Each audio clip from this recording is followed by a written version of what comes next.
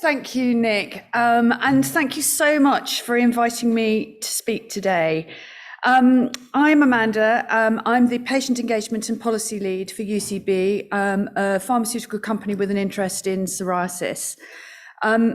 I've been working with the Psoriasis Association, as Nick said, for quite a few years now. I think it's just over 8 years, across a number of different roles, across a number of different companies. But the one continuum for me through those 8 years has been our relationship with the Psoriasis Association, and it's one which I really cherish and value. I'm just going to talk a little bit about why and how pharmaceutical companies, such as the one I work for, work with patients and patient organisations such as the Psoriasis Association. What we do, how we do it, and just finish with a few examples of specific collaborations that we've made happen together. I just also want to say that coming to the Psoriasis Association conference, I've come, I think now every year. There has been one for about the last 8 years. And it is it sort of ringed in my calendar because it's such a vital opportunity to really reconnect with patients, with people with psoriasis, understand what's important to you, and remind myself that there's still so much that we could and should do to improve the lives of people with psoriasis. And I don't spring out of bed very often, I must admit, but I do spring out of bed on the Monday morning after the conference with a renewed vigor and determination. Just before I start, just a brief, I've got a clicker, haven't I? Brilliant. Just a brief snapshot about UCB, who I work for. We're a Belgian pharmaceutical company founded nearly 100 years ago in 1928. We globally employ about just over 8,500 people, which makes us quite small in pharma terms. We're sort of small to medium sized. And I know that there are colleagues from other much larger companies here in the room. Our history was originally in neurology and epilepsy.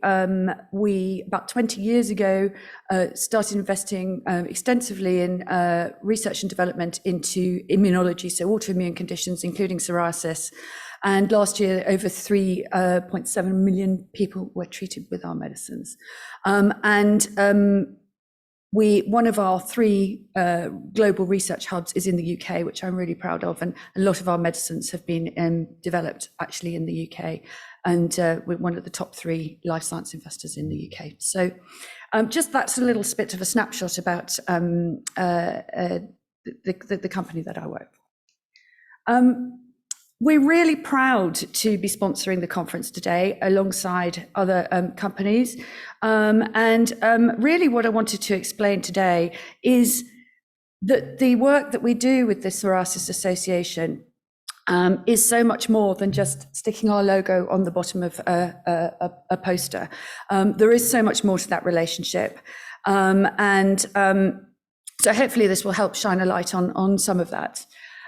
So first of all, why do we do it? And I think really it's captured in this piece here around joint benefit. It's really around finding that sweet spot between what's important to UCB, what's important to the Psoriasis Association, and of course, what's important to patients. And what value does that really deliver? Well, I think you saw on the previous slide, oh, no, it's not on there. Oh, yes. Our mantra there is inspired by patients, driven by science.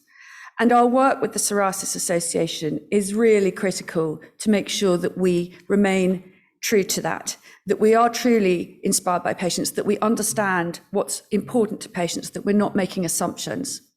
And so by hearing directly from patients, we can really make sure that we are truly inspired by patients.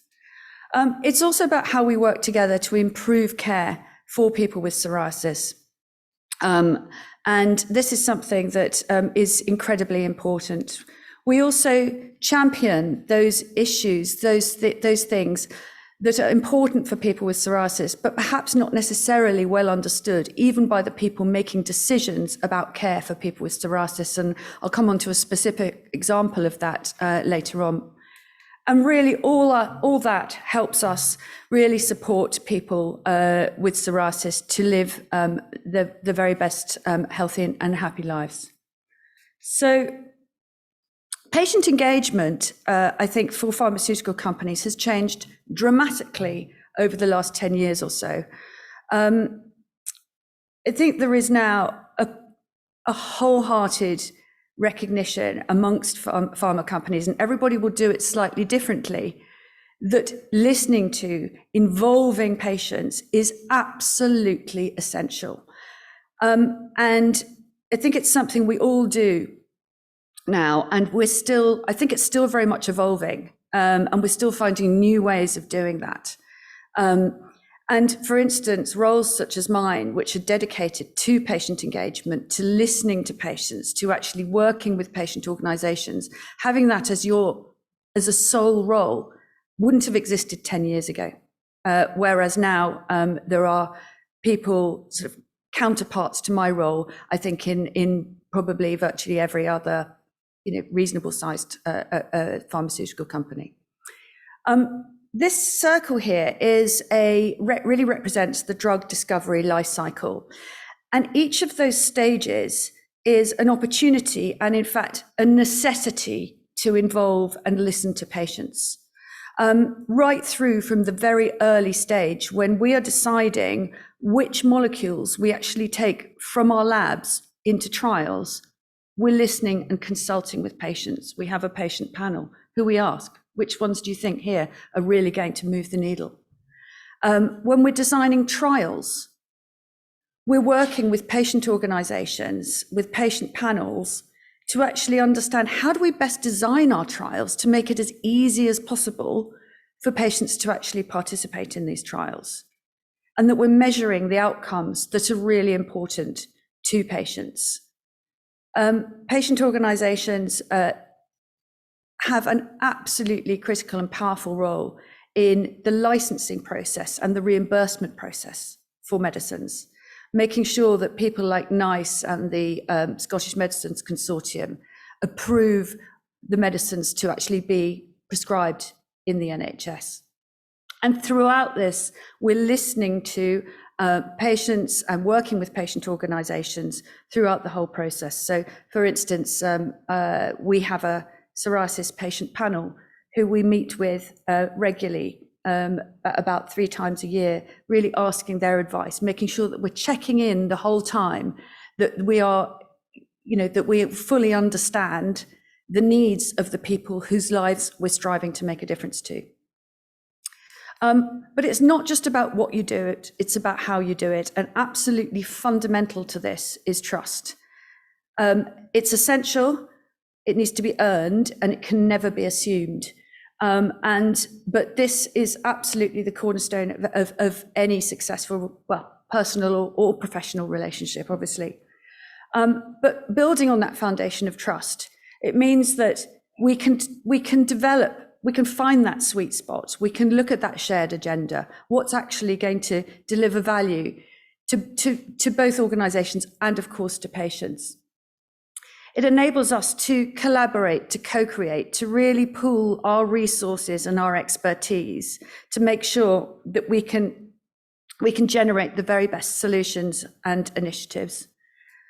But also, we do understand that there's no one size fits all with patients. No one patient is like another patient. And we need to make sure that we're being as inclusive as possible, that when we're canvassing the views of people with psoriasis, for example, that we are actually trying to make sure that we're listening not just to a particular type of person, but we're actually trying to be as inclusive as possible. And that is a challenge. It really is. And also, goes without saying, we work in a highly, highly regulated industry, and absolutely we need to be. So openness and transparency is absolutely critical. And we, as pharmaceutical companies, publish all our relationships and dealings with patient organizations on our websites every year. And that's done at a European and at a UK level. And all of this means that it's all about building a long-term partnership, a sustainable relationship for both sides, making sure that we're not just fair weather friends and we're there throughout the whole life cycle of a product and beyond. So thinking about, well, actually some specific examples of what does this then look like? What does this collaboration look like? As I said, I've worked for over 8 years with the Psoriasis Association, and over 3 companies actually. So the first one that I'm going to talk about, back in 2016, I was actually working for a company called Celgene at the time. I don't know how many people saw the Life's an Itch campaign. It's one that I'm incredibly proud of, and I think it was really stimulated, back to what I was saying before about championing issues which aren't necessarily well understood. This was really triggered by a piece of research that was done, first of all, asking people with psoriasis, what's the most bothersome symptom? Well, if I'm giving it a game away, it came out as itch. We then asked clinicians, what do you think is the most important symptom to treat? And it came out about 4th. So we shared this research with Helen and the team, and we said, there's a real opportunity here to close that gap, to really build understanding from a clinician's side that it's really important to talk about this, but also how we could empower people with psoriasis to proactively raise this during their consultations. We had a whole campaign which ran through social media. We worked with the BDNG on this as well, because it's just about really trying to make it the most powerful collaboration as possible.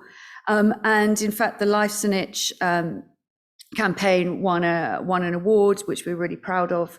And we hoped it really made a difference, that it really, I hope that itch is now discussed more broadly in consultations. We then turned our attention towards trying to understand the needs of the so-called moderate patient. And by moderate, we really mean people who perhaps might have less skin involvement, not be necessarily classed as severe, but for whom psoriasis still has a really significant impact on their lives. So we worked with the Psoriasis Association on a patient survey to really try and uncover, well, what is the impact on people's psoriasis, on their broader well-being, emotional well-being, and ability to live a normal life. And what we found out, unsurprisingly, is that, in fact, in some respects, there was a greater impact on people's emotional well-being than people who had more severe psoriasis, mainly because I think their psoriasis was possibly underestimated, or perhaps due to the fact that although they might have less skin involvement in terms of surface area, in fact, it was just where the psoriasis was, if it was on their face or sensitive areas.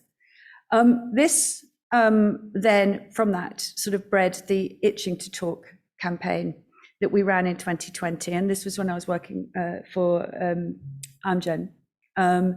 And as I said, the red thread is the relationship with the Psoriasis Association, not my career history.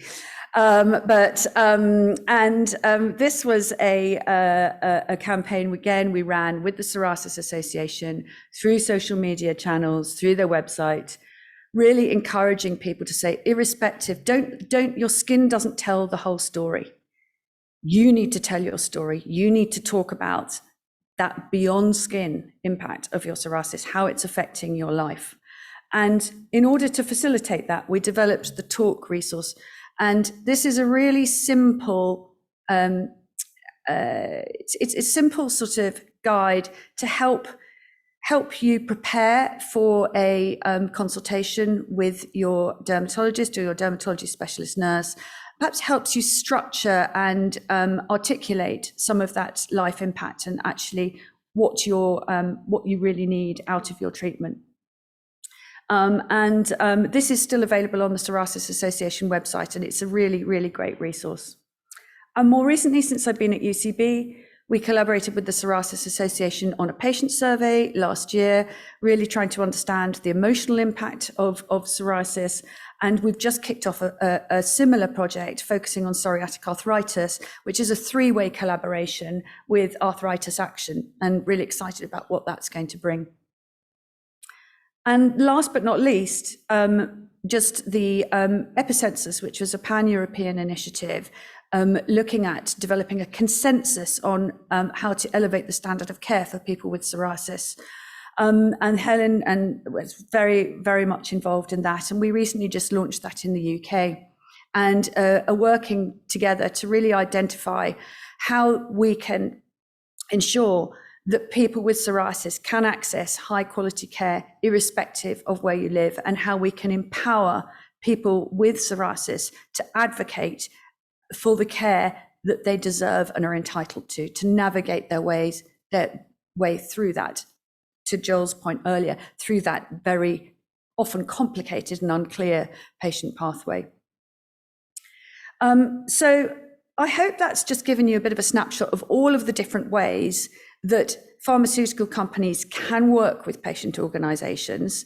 And as I said, this is evolving, and I'm sure there will be new ways that we can work together going into the future. But I really just wanted to close by saying I really hope that's helped lift the veil on how pharma companies and patient organizations work together, and how much we can achieve by working together. And I'd like to thank the Psoriasis Association, Helen, Dom, and the team for all of the opportunities you've given me to work with you for over the last 8 years. I'm incredibly proud of what we've achieved, and really excited about what we can achieve, how we can build on that, and what we can achieve in the future. So thank you very, very much.